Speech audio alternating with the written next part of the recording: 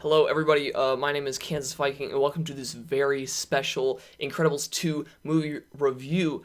I had a lot of thoughts on this movie, so what I decided is that on Kansas Viking Reactions, right now it is up, I'm going to be making the Incredibles versus Incredibles 2 kind of dissection on which movie I think is better. So yeah, I'm going to give you a neutral review here and just kind of my overall thoughts on it. Here is around here is the plot synopsis, so I don't have to read it, and your Incredibles 2 review starts in...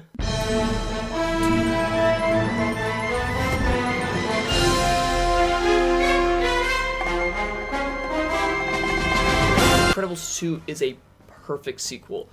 It follows up the original Incredibles perfectly, and it does everything a sequel needs to do. It is a great action comedy that also just happens to be an animated film with superheroes in it. It is definitely on par with the original Incredibles, and in the original Incredibles, it's more of a Mission Impossible type film, but this one is a full-on superhero movie introducing us to more superheroes with more superhero abilities. As sequels are, they have to be bigger, and it was definitely bigger. It had more plot lines, it had more action, it had more of everything, and that was great. Jack is the breakout star of this movie, and although he could have been just, oh, it's a baby, so cute, well, there are some scenes with that, the movie definitely adds some real meat to his superhero abilities and the scenes that surround them. Michael Giacchini's score for this movie is incredible, just like the first one. Of course, it's heavily reliant on the first one's work, but it adds in little twists and stuff to the music that I really enjoyed. The action in this movie is better than most superhero movies dream of, and I think that it is flawlessly executed. The scenes with Elastigirl fighting crime were amazing, and at the end there are a lot of bigger battles, and I think those were just equally amazing as well. In a lot of live-action superhero movies, I think that you can tell that all the superpowers aren't really being used in an effective way, but in this movie you can definitely tell that all their superhero powers are being laid out and used effectively in the action sequences.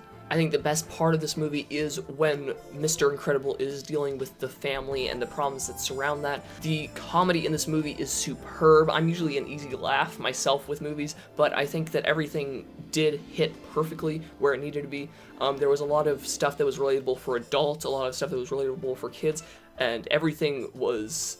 it was understood by the middle ground audience, which is myself. The villain in this movie has a lot of predictable stuff with it, a lot of cliches, but I think that all the specifics around it are handled really well. There's a twist with the villain that I think a lot of people could see coming, but the movie isn't reliant on that twist. It's reliant on the A-plot, which is the family relationships and how they strengthen throughout the movie.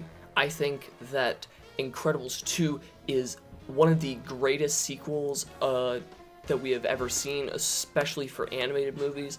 I think that does exactly what it should have done, and it is bigger and better and really great. I'm giving Incredibles 2 on fun and watchability a 5 out of 5 Jack Jacks, and I'm giving it a critical score of 4.5 Jack Jacks out of 5.